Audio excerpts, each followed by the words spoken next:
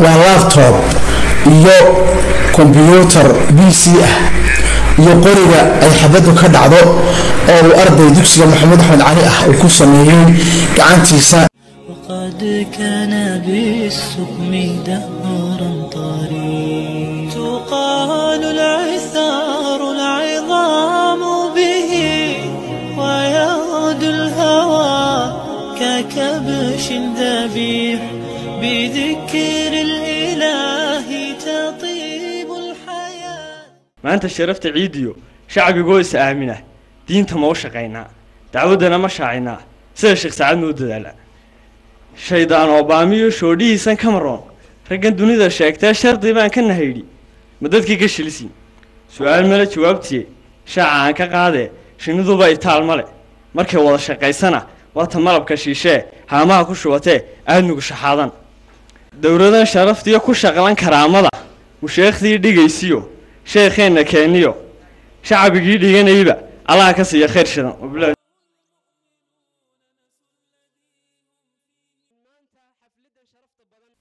جمعيتنا وجيسينيسا برنامجka ay qabanaysa ardada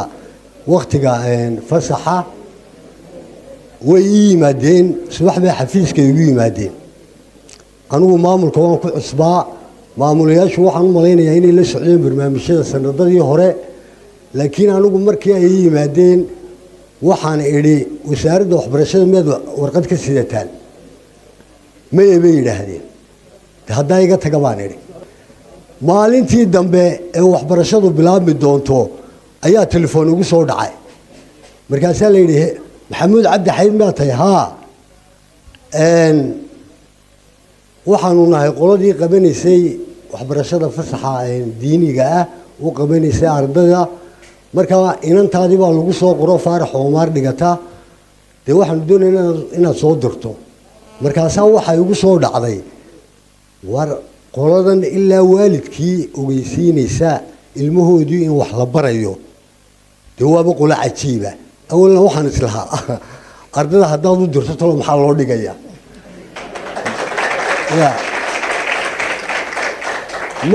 markaasaan maamul ku xigeenkii la hadlay waxaan idhi arday inooga qayb gasha halkaa dir baan idhi maamul ku xigeenkii baa markaas soo qaban qaabiyey runtii marka hore waxaan salaam sheekh Saad oo isaguna kala ray leeyihiin isagana tijaabina insha Allah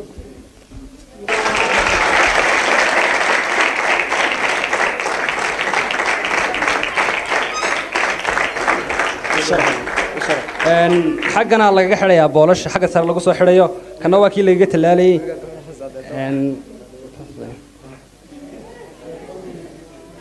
صدرك سامبا غورينا ku saxna karta malaha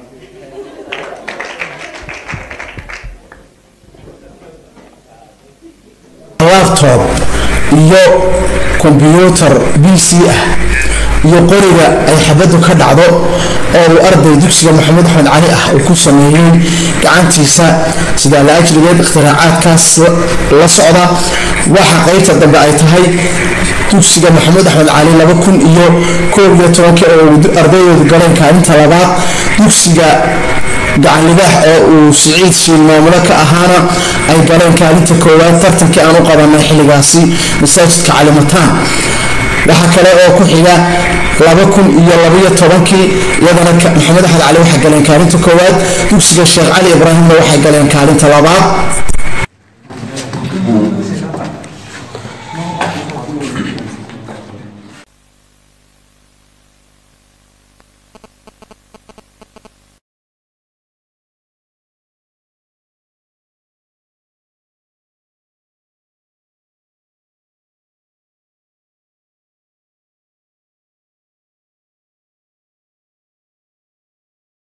markii uu dambeysana waxa isku soo haray labada dugsi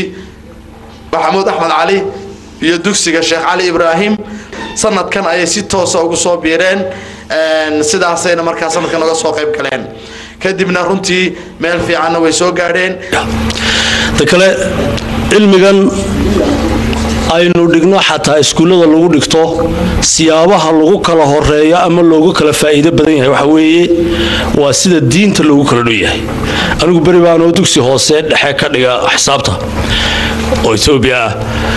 ayaan waxbaan ka sixi jiray ardayda maalintii dumaarin iyo bal hortamaad ardaydan sidoo kale fahmo wanaagsan waad aragtay hortamaad wax weydiisid ardayga markuu soo kacay xisaabta ka saxaabada adeerade iskuulka markii lagu qoray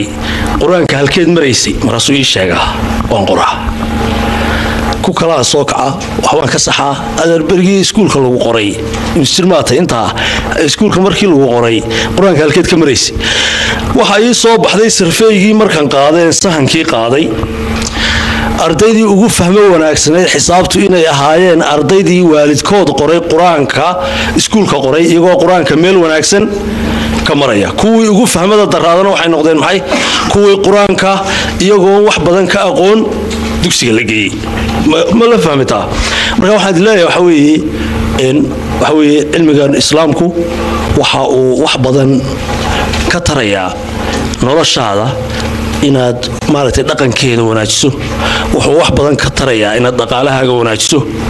waxa way igaga filan qofku markuu islaamnimadiisa si fiican ugu dhaqmo sigaar iyo qaad midnaba ma taabanayo dhaqaalihiisii baaba maaragtay nadaafadiisii baa uu ka duwan yahay waa uu ka dhiig wanaagsan yahay marka halka taagan yahay ka kale marka waad garanaysaa hatta aaminnimada markaad laba qof aaminayso kii masaajid ka soo baxay baad labada maaragtay ayad markaaba u soo dhawaanaysaa maaragtay waxa looga jeedaa waxa weeye islaamnimadu waxay ku suntan tahay asluubka wanaagsan ee Ilaahay inoo dooray oo bini aadamka tasliixiisa ayaa Ilaahay u dooray waxa weeye waxaanu maaragtay aad iyo aad ku hambalyeynaa fursadda qaaliga ah ee ka faa'iideysateen iyo tartanka fiican ee gasheen badintu mushkilad ma laha oo cid un baa badin lahayd hadii la tartamo aniga in badan baa la iga badiyay dugsigayga maantana waxaan u hambalyeynaa ardaydii iga qayb gashay haday guul keeneen balsaad malayaan leeyahay qaadin baan le mashaqoorka maamahan dhalinyaradu sheegtay gidaarada shubkooda iyo meelaan shanqari jirin lagu sheela talada sharciga la jeeda dhalinyarnimo maxay tahay mashariifka ayaa maqalkaba shifteeyo qaadiye sigaar marka la isku shuqsado shimbiro codkooda shan looga heesa su'aal ma la jawaabtiye dhalinyarnimadu waxay tahay shay nolosha aadmiga mar qurun ku shacba hadduu ka shareerto ama gaari shaydaan shirka hore lagu dhigo waa shaambadan hadh maalintii dhulkayga shalay hawa calaacal daraad haba ka sheekayn maanta sharafta ciidiyo shacbigoo is aamina diinta ma u shaqaynaa dacwadana ma shaacinaa sida sheekh saacad noo dadaala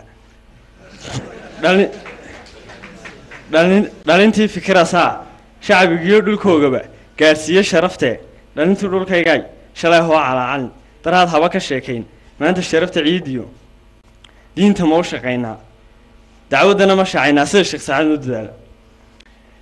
shaydaan obaamiyo shoodhihiisan kamaroon raggan dunida sheegtay shardi baan ka nahaydi ma dadkii ka shilisi su'aal mala jawaabtiye shaaca aan ka qaade shiniduba itaal male markay wada shaqaysana waata malabka shiishee haamaha ku shubatee aadmigu shaxaadan dowladan sharaftiyo ku shaqlan karaamada musheekhdii dhigaysiyo sheekheenna keeniyo shacbigii dhiganayba allaha ka siiya khayr shidan